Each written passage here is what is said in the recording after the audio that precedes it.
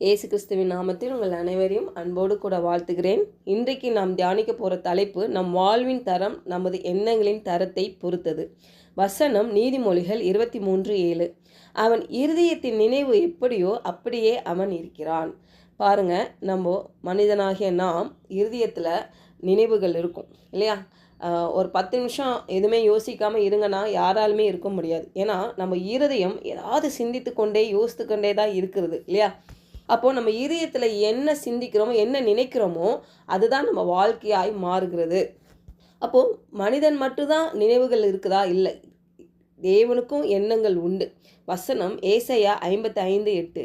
என் நினைவுகள் உங்கள் நினைவுகள் அல்ல, உங்கள் வழிகள் என் வழிகளும் அல்லவென்று கர்த்தர் சொல்லுகிறார். ஏசாயா 55:9. பூமியை பார்க்கிலும் வானங்கள் எப்படி உயர்ந்திருக்கிறதோ அப்படியே உங்கள் வழிகளை பார்க்கிலும் என் வழிகளும், உங்கள் நினைவுகளை பார்க்கிலும் என் நினைவுகளும் உயர்ந்திருக்கிறது. பாருங்க, இந்த வசனத்திலேருந்து ஒரு விஷயம் நம்ம கற்றுக்கணும் பாருங்களேன்.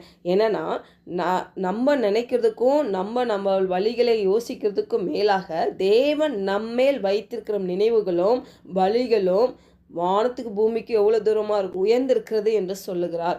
நம்ம தேவனுடைய பிள்ளைகள் நம்மளுடைய இருதய நினைவு எப்படி இருக்கும்னா, தேவனுடைய நினைவு போல இருக்கும் பொழுது அவருடைய திட்டம் நம்மேல் நிறைவேறும். பாருங்க, ஒவ்வொரு மனிதனுக்கும் தேவன் ஒரு பெரிய பர்பஸ் வைத்திருக்கிறார். அது நிறைவேறணும்னா அவருடைய வழிகளும் அவருடைய நினைவுகளும் நம்மளுடைய நினைவுகளாய் மாறும் பொழுது தான் அது நிறைவேறும். நம்ம என்ன எண்ணுகிறோமோ அதுதான் நம்ம வார்த்தையாய் மாறுகிறது. அதே மாதிரி தேவனுடைய எண்ணங்களும் தேவனுடைய வார்த்தையாய் மாறின. அந்த தேவனின் வார்த்தையை தான் அவர் நமக்கு கொடுத்திருக்கிறார். பாருங்க, அதான் வேதாகமும் தேவனுடைய எண்ணங்கள். அப்போது நமக்கு நிறைய எதிர்மறையான எண்ணங்கள் வந்து கொண்டு இருக்குது. நமக்கே தெரியுது இது தேவனுடைய எண்ணங்கள் கிடையாது, அவர் வழிகள் கிடையாது. இப்படியாக நம்ம சிந்தனை இவ்வளோ எதிர்மறையாக இருக்குதே என்று நம்ம நினைக்கும் பொழுது அப்போ அந்த எண்ணங்களை நாம் மாற்ற விரும்ப வேணும். பாருங்க, அப்போ அந்த எண்ணங்களை நம்ம அந்த எண்ணத்தை மாற்றுறதுக்கு நம்ம என்ன செய்யணும்னா, தேவனின் எண்ணங்களை நம் எண்ணங்களுக்குள் புகுத்த வேண்டும். பாருங்க, நம்ம சிந்திக்கிற எண்ணங்கள் நம்ம மாறலை, அப்படியே தான் நம்ம இருக்கிறோன்னா நம்ம என்ன பண்ணியிருக்கோன்னா நம்ம கட்டுண்டப்பட்டு இருக்கிறோம். அப்போ அதுலேருந்து விடுதலை பெற வேண்டும் என்றால் நம்ம மனம் திரும்ப வேண்டும். பாருங்க, அப்போ மனம் திரும்புதல் என்பது பார்த்திங்கன்னா அழுது போராடி இல்லை கவலைப்பட்டு இருக்கிறதுல அர்த்தமே இல்லை. மனம் திரும்புவது என்பது மன மாற்றம். அதாவது நம்ம மனமும் நம்ம எண்ணங்களும் மாறுவது. ரோமர் 12:2 டிபிடி வேர்ஷனில் படிக்கிறேன். உங்களை சுற்றியுள்ள கலாச்சாரத்தின் லட்சியங்களையும் கருத்துகளையும் பின்பற்றுவதை நிறுத்துங்கள். மாறாக நீங்கள் சிந்திக்கும் விதத்தில் முழுமையான சீர்திருத்தம் செய்வதன் மூலம் பரிசுத்த ஆவியானவரால் உள்ளான மாற்றம் அடையுங்கள்.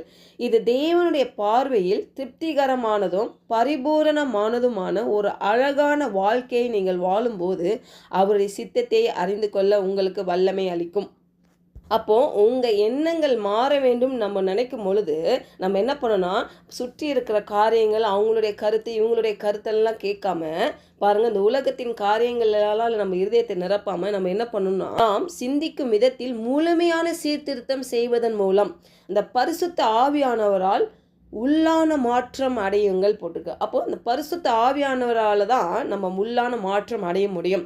அநேக வேளையில் பாருங்கள், நான் கூட இதை ட்ரை பண்ணியிருக்கிறேன். சில காரியங்கள் இதை நம்ம செய்யக்கூடாது, இதை நான் எப்படியாவது இதை ஃபாலோ பண்ணணும்னு நான் ரொம்ப ஹார்ட் ஒர்க் பண்ணி நான் முயற்சி செய்து என்னென்னோ பண்ணுவேன். ஆனால் பண்ணியிருக்கிறேன்.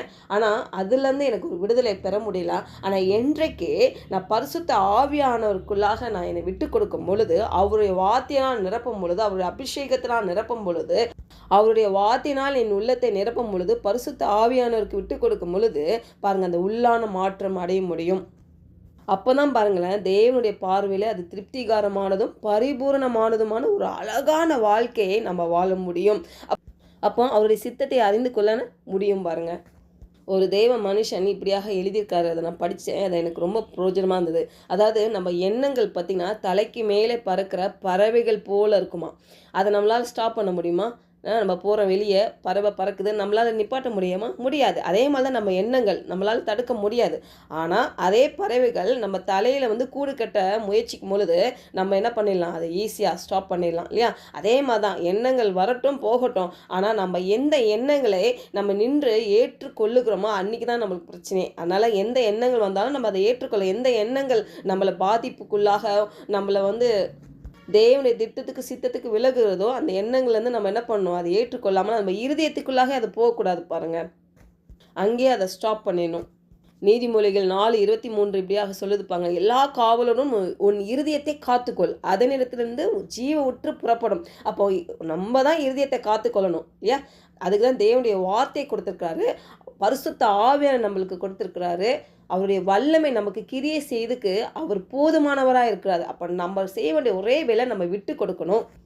நம்ம எண்ணங்கள் பறவைகள் கூடு தலை மேலே கூடு கட்டுறதுக்கு விடக்கூடாது.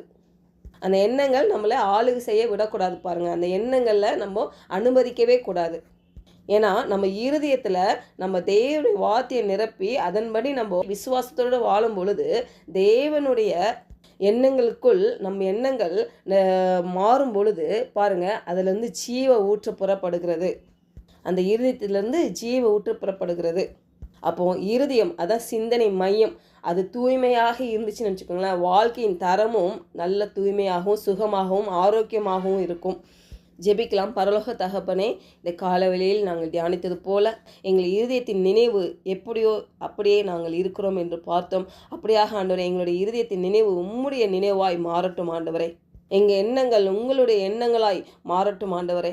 எங்களுடைய வழிகள் உம்முடைய வழிகளாய் மாறட்டும் ஆண்டவரே. எங்களை விட்டு கொடுக்கிறோம். பரிசுத்த ஆவியானவர் எங்களை வழி நடத்துவீராக. பரிசுத்த ஆவியானவரால் அந்த உள்ளான மாற்றம் அடைய என் தேவன் கிருபை பாராட்டும்படி இயேசுவின் நாமத்தினால் ஜெபிக்கிறேன் நல்ல பிதாவே, ஆமென்.